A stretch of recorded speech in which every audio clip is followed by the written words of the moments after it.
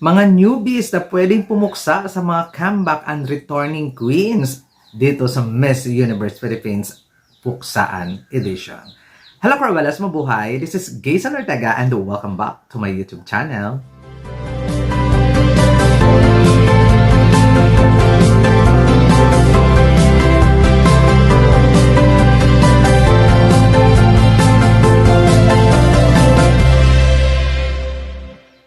Hello! Kamusta po kayong lahat? Good morning, good afternoon, good evening. Anong mga oras kayo nanonood sa akin ngayon? Maraming pong salamat. Sa mga bago ko dyan subscriber, returning viewers, thank you so much sa suporta. Sa mga hindi pa po dyan nakasubscribe, please subscribe my YouTube channel, Gayson Ortega, Cruella and Pageantry, and click the notification bell below para updated kayo when it comes na maglabas ako ng aking mga video, shorts, and live. So ngayon, pag-uusapan natin, kagaya ng pagtitiklaok ng manok, pag-uusapan natin ngayon yung mga newbies na possible na pumuksa doon sa mga well experienced beauty queen, mga comeback queen, mga returning queen, lahat ng mga sikat and mga front runner queens.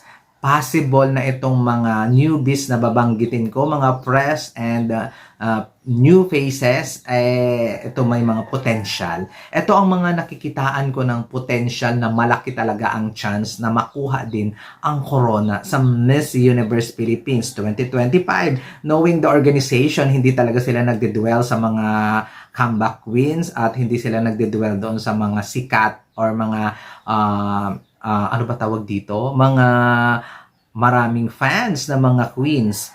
So, dito tayo, mag-umpisa tayo dito kay Miss Gwendolyn Soriano ng Baguio City. One of the most beautiful faces dito sa competition, dito sa Miss Universe Philippines. Nakita ko ang kanyang local pageant at pa-amaze ako sa kanyang performance, then sa kanyang beautiful face. Isa talaga to sa mga magaganda. Ang height nito ay wala din problema, beauty, pasarela, kumbaga kaya niya. Kaya niyang umabot hanggang sa top 5 kung gagalingan lang niya ng bonggang-bongga.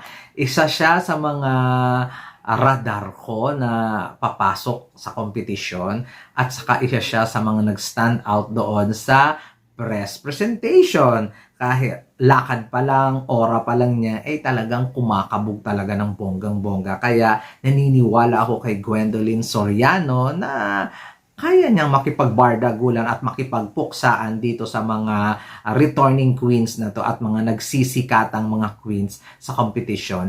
Next, lagi itong pinag-uusapan na siya daw ang pinakamalakas na newbie. Talaga ba?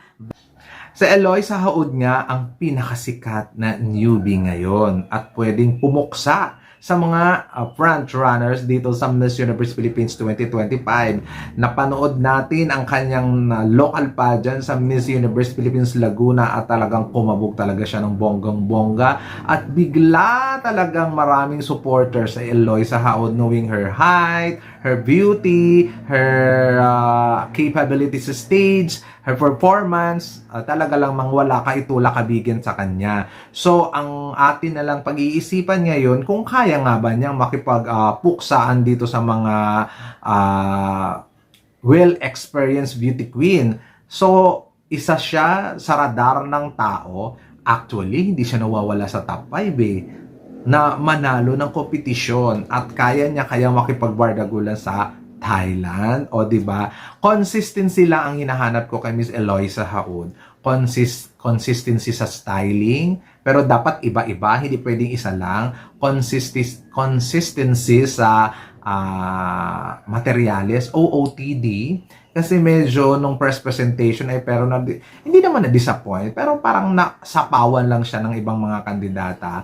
At consistency when it comes doon sa speaking engagement niya, when it comes sa kanyang communication skills, sana ay talagang may conviction na at hindi na pageant party. But the beauty, the height, and the performance is pang Miss Universe. Kaya watch out na lang tayo dito kung ano pa ang kayang i-improve ni Miss Eloisa Haud dito sa Miss Universe Philippines 2025. Ang sumunod na may potensyal na makakasira ng mga prediction ng mga vloggers at saka mga pageant fans ay itong si Tyra Goldman ng Bohol. Alam mo naman natin na isa siya sa mga matatangkad, isa siya sa mga matatalino, isa siya sa mga kabugera sa kompetisyon. Dati siyang mutya ng Pilipinas Queen at ngayon nandito na siya sa Miss Universe Philippines para makipagpuksaan sa mga returnee at saka sa mga sikat na mga beauty queen. So I'm so excited talaga na umangat siya sa competition kasi so far nandyan siya sa sa contention siya pero hindi siya masyadong pinag-uusapan. Knowing her beauty, knowing her height, talagang lalaban to ng bonggang-bongga at huwag kayo ditong magpa tumpik-tumpik pa because Tyra Goldman is giving, di ba?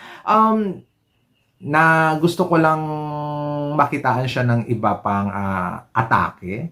Huwag masyadong full glam ang makeup siguro kasi Tyra Goldman is beautiful. Hindi na kailangan na plakado ang makeup. I think mag-invest din sa OOTD at saka sa mga damitan kasi medyo naliligwak ng ibang mga kandidata. Kahit na towering yung height niya, kahit na maganda siya sa damitan, medyo napag-iiwanan. So, mag-focus doon sana yung team ni Miss Tyra Goldman at ang Miss Universe Bohol sa kung paano pagandahin at mag-stand out ang kanyang OOTD dahil yung face, yung beauty, yung height is giving. Pang Miss Universe. Pang laban talaga. So, hopefully, makitaan ng bonggang-bonggang improvement, makikitaan ng bonggang-bonggang level up si Miss Tyra Goldman ng Bohol. Next, isa to sa mga favorite ko na queen ngayon. Sasha Lacuna ng Tarlac. Paano ba i-pronounce? Sasha or Sasa Lacuna ng Tarlac? Oh my God. Napanood ko ang kanyang local pageant. Grabe, kabugera, lamunera sa stage. Hindi kanya ipapahiya. But, lalo akong na-impress sa kanya nung press presentation o talagang paglabas ni Tarlac, talagang commanding. Oh my God. Amazing press presentation outfit. Amazing styling. Amazing hair and makeup, amazing ang kanyang performance. Talagang, oh my God, saan to nanggaling? O, di ba? Hindi ko siya nakitaan nito nung sa Tarlac pa siya. But, nung first presentation, pinakitaan niya tayo ng, wow, kabog, pwede to. Potential to na ilaban natin sa Miss Universe competition kasi yung ano niya, yung tindig, yung aura, kakaiba. So, I'm so excited talaga kay Miss Tarlac kung ano pa ang kaya niyang i-offer. Isa din to sa mga beauty queen na accommodating kasi nagre-reply sa mga chat. Thank you so much, Sasha. O, di ba? Nakakaloka. Thank you so much. Hope we hope magkita tayo someday sa swimsuit competition or sa prelims. I'm so excited na makita ka soon. Thank you so much for being friendly and accommodating. Maraming thank you. Isa ka sa mga alam mo yun, yung isa siya sa mga hinahype at saka gusto kong kandidata kasi bukod doon sa merong ibubuga, merong tindig, may kindness in the heart. Oh, thank you so much, Sasha. So, pang-apat, hindi naman, isa to talaga sa mga potentially na magkaroon ng corona or mag-Miss Universe Philippines, si Miss Sasha Lacuna ng Tarlac.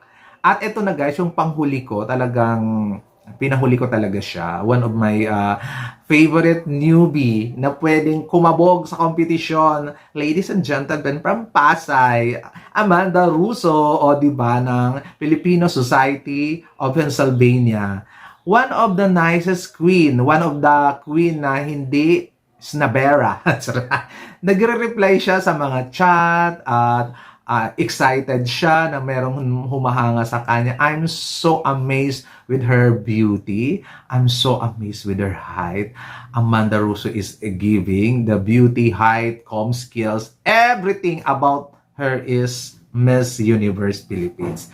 Ang akin lang ay ang kanyang catwalk. Medyo tagilid tayo doon. Sana ay ma-improve ng bonggang-bongga sa training. Magagawa yan ng paraan sa training ang kanyang catwalk. At pag na-perfect mo ang catwalk, Oh my God, she's killing the game. My gosh!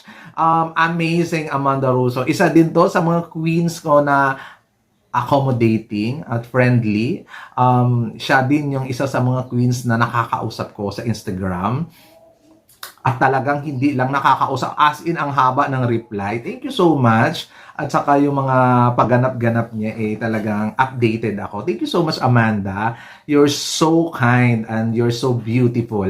I'm so excited kasi siya na sa swimsuit competition kasi gusto daw niya yung Boracay. Love na love niya yung Boracay. So I'm so excited na makita siya doon. Makikita ko na yung eksena niya. Di ba? Nakita ko naman yung pageant nila doon sa stage. Okay naman, kumabog naman siya ng bonggang-bongga. Pero alam naman natin yung kanyang pasarela ay medyo tagilid pa. So, more practice sa pasarela. More practice. But beauty, alam mo, isa to si Amanda, I think, pang-unyango talaga yung beauty niya. Kasi pwede siya sa Miss World, pwede siya sa Miss International, yung very low-key lang yung datingan. Hindi yung masyadong laban na laban. Kasi minsan yung laban na laban kayo, napapaligwa ka ng bonggang-bongga. Kaya, in any international pageant, fit na fit itong si Miss Amanda Russo. Kaya I'm so happy talaga na nandito siya sa competition. No? One of the most beautiful girl and the tallest girl sa competition, Miss Amanda Russo. Kaya watch out sa mga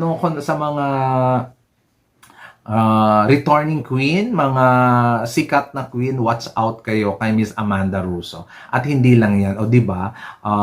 5 silang nagustuhan ko ng newbie na pwedeng pumuksa dito sa mga sikat na beauty queen at saka mga well-known at saka well-loved ng mga fans ng beauty queen. Ito talaga, watch out talaga kayo. Miss Gwendolyn Soriano ng Baguio City, Miss Eloisa Haud ng Laguna, Miss Tyra Goldman ng Bohol, Miss Sasha Locuna ng Tarlac, and Miss Amanda Russo ng Pasay.